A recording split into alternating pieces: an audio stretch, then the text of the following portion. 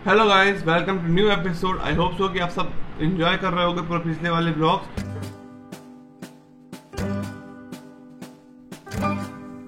और पिछले व्लॉग की स्टोरी कुछ ज़्यादा लंबी हो गई थी, पर क्या करते, स्टोरी ख़त्म तो करनी थी। और इस व्लॉग में कोशिश करूँगा कि स्टोरी को मैं छोटे में ख़त्म कर दूँ 3-4 मिनट के अंदर। और कल मैंने आपको बताया था एंटरप्रेन्योरशिप और एंटरप्राइज में रिलेशनशिप। आज मैं आपको बताऊँगा कि कितने टाइप के एंटरप्रेन्योर होते हैं और आप लोग को समझ में भी आ जाएगा। अपने सराउंडिंग्स के एग्जांपल मैं आपको दूंगा। सबसे पहले ये होता है इनोवेटिव एंटरप्रेन्योर। इनोवेटिव एंटरप्रेन्योर वो एंटरप्रेन्योर होता है जो नए नए आइडिया डालता है कोई प्रोडक्ट को बनाने में। जैसे कि आप समझ सकते हो एप्पल कंपनी में जो एंटरप्रेन्योर्स हैं वो क्या करते हैं, नए नए आइडियाज डालते हैं, नई टेक्नोलॉजी डालते हैं, तो वो अपना पूरे मार्केट को कैप्चर कर लेते हैं। और इसका सेकेंड एग्जाम्पल आप ले सकते हो, जो बेवकूफ.com जो कंपनी है जो प्रिंटेड शर्ट्स बेचती है, उसका भी आप एग्जाम्पल ले सकते हो।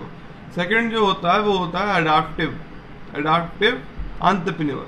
अडाप्टिव एंटरप्रेन्योर का सबसे बड़ा एग्जाम्पल है एमआई क्या करती है, जो कोई भी नई टेक्नोलॉजी आती है फोन्स में उसको वो कॉपी करती है और अपने फोन में सस्ते में डाल देती है। मीन्स वो ऐसी क्वालिटी नहीं देती है पर वो ऐसे फीचर्स देती है। जो अडाप्टिव होते हैं वो क्या करते हैं, वो कोई अपनी टेक्नोलॉजी बनाते नहीं है, या वो R&D भी नहीं करते, मतलब रिसर्च एंड डेवलपमेंट भी इतना नहीं करते हैं, पर वो कॉपी कर लेते हैं, मतलब कोई भी चीज़ से हिंट ले लेते हैं, आइडिया ले लेते हैं। आपका थर्ड हो गया, जो फेवियर एंटरप्रेन्योर होते हैं वो बहुत ही कॉशियस होते हैं, मतलब कि वो अपने कोई भी अगला कदम उठाने के लिए बहुत ही सोचते हैं और कोई भी काम बहुत सोच समझ के करते हैं। इसके अंदर जो आपका शेयर मार्केट होता है, जो शेयर मार्केट में एंटरप्रेन्योर्स होते हैं, या फिर क्रिप्टो करेंसी वगैरह है, इन सब के इतने भी एंटरप्रेन्योर होते हैं वो सब होते हैं फेवियर एंटरप्रेन्योर। जो फेवियर एंटरप्रेन्योर सबसे बड़ा एग्जांपल है वॉरेन बफेट। अगर आपने नहीं जाना तो आप गूगल पे सर्च कर लीजिएगा, वो ऑल ओवर वर्ल्ड के टॉप 10 में आते हैं रिचेस्ट पर्सन। और जो फोर्थ है वो है डोन एंटरप्रेन्योर। डोन एंटरप्रेन्योर वो होते हैं जो कोई भी चेंजेस और कोई भी इम्प्रूवमेंट नहीं चाहते हैं। जैसे कि आपने देखा होगा बहुत सी आपके शहरों में दुकानें होंगी जो बहुत सालों से सेम तरीके से वर्क कर रही हैं और सेम धंधा कर रही हैं, मतलब कि सेम चीज़ को सेल और परचेज कर रही हैं।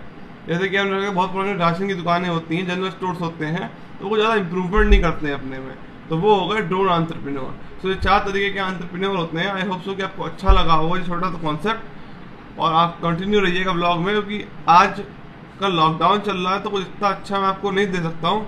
मैं आपसे पहले भी मैं ट्रैवल वीडियोस नहीं बना सकता, पर मैं कोशिश करूँगा घर पे बैठ के भी आपको एक अच्छे से कुछ ना कुछ ब्लॉग दूँ। अभी मैं एक कहानी पढ़ रहा था, उस कहानी थी राजा शिबी के बारे में। सोचा कि आपको मैं बता दूं कि शिबी थे वो बहुत ही धर्मात्मा आदमी थे। मीन्स वो किसी की रक्षा करने में आगे थे और सब चीज़ों में वो बहुत ही अच्छे थे। तो क्या हुआ, एक बार क्या हुआ, वो अपनी सभा में बैठे थे, तो क्या हुआ, एक कबूतर उड़ता हुआ आया और उनके पैर के पास बैठ गया और वो उनके पैरों के पीछे जाकर छुप गया। तो राजा शिबी ने उस कबूतर को उठाया और उसको सहराने लगे। तो फिर क्या हुआ, उसी कबूतर के पीछे एक बाज आ गया। बाज वहाँ पे आया तो राजा शिबी ने कबूतर को छिपा लिया और फिर बाज इंसान की भाषा में बोला, मनुष्य की आवाज़ में बोला कि आप मुझको भूखा रखेंगे, आप मेरे खाने को मुझे वापस लौटा दीजिए। तो राजा शिबी बोले कि ये कबूतर है वो मेरे शरण में आ गया है, तो मैं उसको तुमको नहीं दे सकता हूँ। तो फिर बाज बोला कि अगर मैं भूखा मर जाऊँगा तो आपको पाप लगेगा। तो राजा शिबी बोले, जो बाज होता है ना वो ऑमनीवोरस होता है, तो वो क्या करता है, वो फ्लैश खाता है। फ्लैश मीन्स मांस। तो बाज बोला कि मुझको मांस चाहिए और मैं इस कबूतर का मांस खाऊंगा। तो फिर राजा शिबी बोले कि तुम्हें तो किसी चीज़ का भी मांस चल जाएगा, इस कबूतर क्यों? फिर हम लिविंग थिंग का मांस खाते हैं, मतलब पुराना मांस नहीं खाएंगे, हम ताज़ा मांस खाएंगे। तो राजा शिबी बोले कि हम किसी का भी तुम्हें मांस दे देंगे। तो फिर बाज बोला कि ये सारे लोग जिसका भी आप उसको मांस दोगे वो सब आपकी प्रजा है, तो आप कबूतर क्यों नहीं देते हो, आप किसी और को क्यों ही मारोगे? क्योंकि किसी का फ्लैश अगर आपको देना तो आपको उसको मार के देना पड़ेगा। तो राजा शिबी ने कहा कि मैं तुमको अभी देता हूँ। तो उन्होंने तराजू मंगवाया, उन्होंने बोला तुम्हें कितना चाहिए? तो बाज ने बोला इस कबूतर के वेट के हिसाब से, मतलब इसका इतना वजन है ना उतना ही मांस मुझे चाहिए। तो उन्होंने एक तराजू के एक तरफ कबूतर को बैठाया और दूसरी तरफ उन्होंने अपना लेफ्ट हैंड काट के रख दिया। तो फिर क्या हुआ कि जो काटा था वो उठा नहीं, मतलब कबूतर का वेट इतना ज़्यादा था कि उनका जो हाथ था वो कम था उसके हिसाब से। फिर उन्होंने क्या किया, अपनी लेफ्ट लेग को काट कर रख दिया उस पर, तब भी कबूतर का जो तरफ था वो उठा ही नहीं था। फिर उन्होंने अपने राइट लेग को काट के रख दिया, तब भी नहीं कबूतर उड़ा, कबूतर का वेट इतना ज़्यादा था। फिर क्या किया उन्होंने, खुद जाके वो उस तराजू पे बैठ गए एक तरफ। तो उन्होंने कहा कि बात से कि तुम मेरा पूरा शरीर धड़ खा सकते हो। फिर क्या हुआ, हल्के से जो कबूतर तरफ का वो था वो दोनों इक्वल हो गए। फिर एकदम से क्या हुआ, आकाशवाणी हुई और हर तरफ रोशनी हो गई। और फिर जो बास था वो थे देवता इंद्र, और जो कबूतर था वो थे अग्निदेव। फिर इंद्र बोले राजा शिवी से कि हम आपकी परीक्षा ले रहे थे और आप उसमें पास हो गए। पहले ज़माने में जो देवता होते थे वो लोगों की परीक्षा लेते थे, और हर स्टोरी में कोई ना कोई तरीके से परीक्षा ली गई है।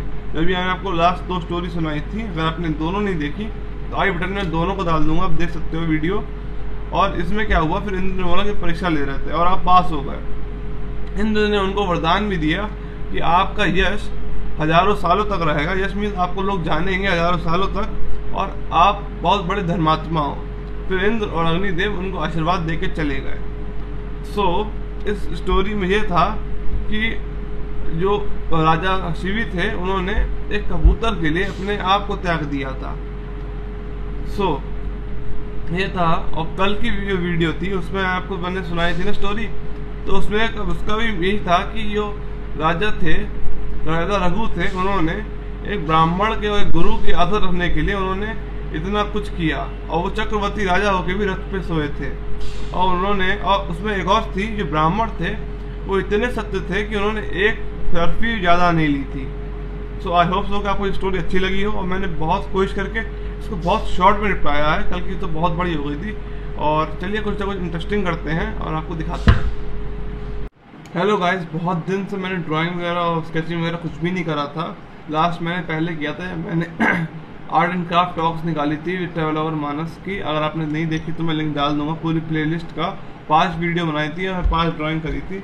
मेरे पास अभी भी वो सारी 5 ड्राइंग हैं, आपको मैं दिखाता हूँ। देखिए, सबसे पहली ड्राइंग तो ये है, तो मैंने बनाई थी वाटर कलर से।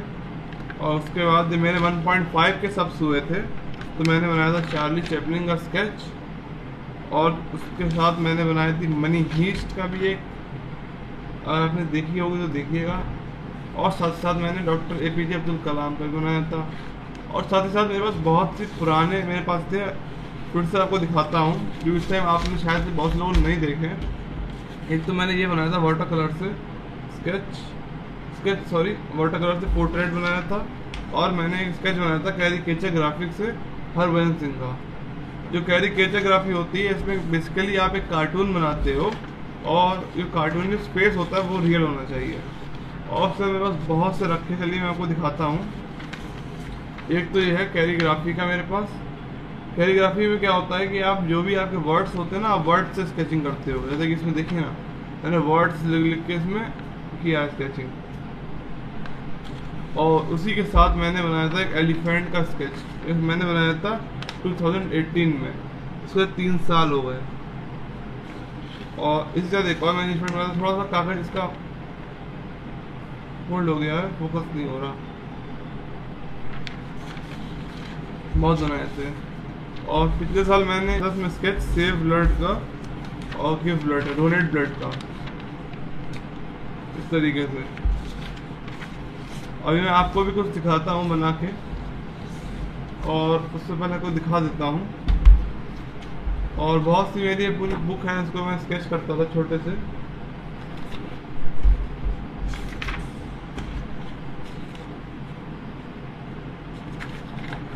एंग्री बर्ड, बहुत कुछ है, और बहुत पुरानी है, 2014 के स्केच है मेरे, आप देख सकते हो। 2014 मतलब अभी चल रहा है 21, 7 साल पुराने स्केच, ये देख सकते हो 2014 के।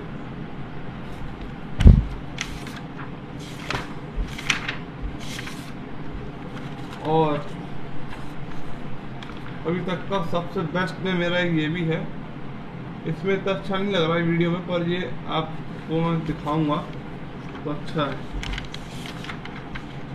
और ये ओल्ड वुमेन और ओल्ड मैन।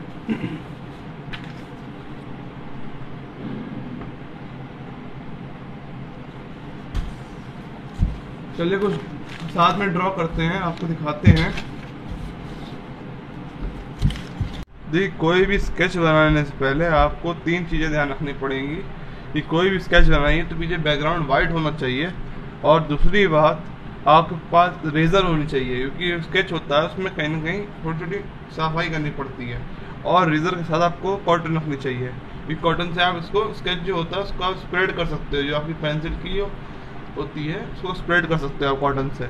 और साथ ही साथ जो पेंसिल होनी चाहिए वो ड्राइंग पेंसिल होनी चाहिए स्केच वाली, जैसे कि मेरे पास है, आपको मैं दिखाता हूँ। ये मेरे पास 4H है और मेरे पास 10 भी है।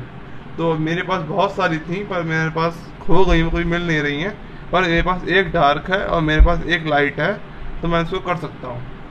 सो बेसिकली ड्राइंग के लिए ड्राइंग की शेडिंग पेंसिल आती है, उससे ड्रॉ करिए। चलिए हम स्टार्ट करते हैं। अभी मैंने बेसिक आउटलाइनिंग कर ली थी इस पर, अब इसको स्टार्ट करेंगे और आपसे मिलते हैं इसको रेडी होने के बाद। तक आप इंजॉय करिए।